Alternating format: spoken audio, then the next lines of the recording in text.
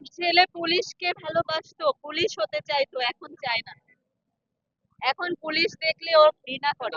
এই যে 4 বছরের একটা বাচ্চা, 10 বছরের বাচ্চা, 11 বছরের বাচ্চা, এদের তো কোনো দোষ ছিল না। এদের কি দোষ ছিল যে এরা মরে গেল? আমাদের পতাকা তো এখন লালই হয়ে গেছে, আমাদের পতাকা তো লাল সবুজ নাই, সব জায়গায় শুধু লাল রঙই দেখতে পাই।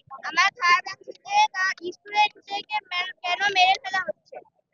স্টুডেন্টরা এমন কি করেছে? প্রথমত, স্টুডেন্টরা দেশের সবচেয়ে বড় সম্পদ। না, আমরা এত ছোট যে আমরা কিছুই জানি না, তারপরেও আমরা বুঝি। কিন্তু এত বুড়ো বুড়ো মানুষগুলা ঘরে বসে আছে কেন? আমরা আমরা সরকারি চাকরির দরকার নাই তো, আমরা চাই আমাদের সন্তানদের কেন মারা হচ্ছে। আমি মা, আমি আমার সন্তানদেরকে চাই, কারোর গায়ে কোনো রকম যেন আঘাত না আসে, এইটা চাই। মা মা চাই তার সন্তান ভালো থাকুক, এইটুকুই চাই, আর কিছু না। কিসের সরকারি চাকরি? দরকার নাই তো, আমার কোনো সরকারি চাকরি দরকার নাই। কে করবে সরকারি চাকরি? দরকার নাই। আমি চাই আমার সন্তান ভালো থাকুক, আমার সন্তান বেঁচে থাকুক, এই দেশে থাকুক, এই দেশের জন্য কিছু করুক, আর কিছু চাই না। লাল মানেই আমাদের সেই মনের সেই তাজা রক্ত, যেই রক্তটা দিয়ে আমাদের আমাদের ছেলেরা এই যে রাজপথ রাঙায় দিয়ে গেছে, সেই রক্তের চিহ্ন এটা, সেই রক্তের চিহ্ন আজকে আমাদের মাথায়। আজ আমাদের পতাকা তো আর লাল সবুজ নাই, আমাদের পতাকা তো এখন লালই হয়ে গেছে।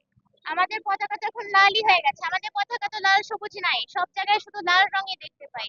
কই আমাদের যে এত জাস্টিস দেওয়া হবে, এত কিছু যে করা হবে, হাইকোর্ট যে নির্দেশ দিল, এই নির্দেশ দেওয়ার পরে, আন্দোলনে নামার পরে কিভাবে পুলিশরা পারে আমাদের দেশের সব থেকে বড় সম্পদ, আমাদের দেশের মেরুদণ্ড শিক্ষা, যারা স্টুডেন্টরা, তাদেরকে মেরে ফেলতে?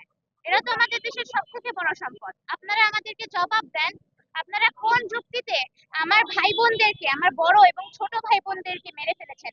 এই যে 4 বছরের একটা বাচ্চা, 10 বছরের বাচ্চা, 11 বছরের বাচ্চা, এদের তো কোনো দোষ ছিল না। এদের কি দোষ ছিল যে এরা মরে গেল?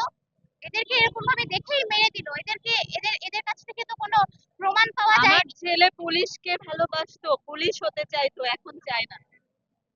এখন পুলিশ দেখলে ও ঘৃণা করে, পুলিশ দেখতে ঘৃণা করে। আমার ছেলে আর পুলিশ হতে চায় না, আমার ছেলে আর কোনো বাহিনীতে যেতে চায় না, আমি দিব না কখনো।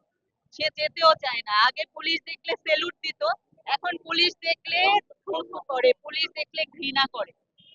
এই হচ্ছে এখন অবস্থা আমাদের দেশে। কেউ আর যাবে না পুলিশ বাহিনীতে, এরপরে কে চালাবে?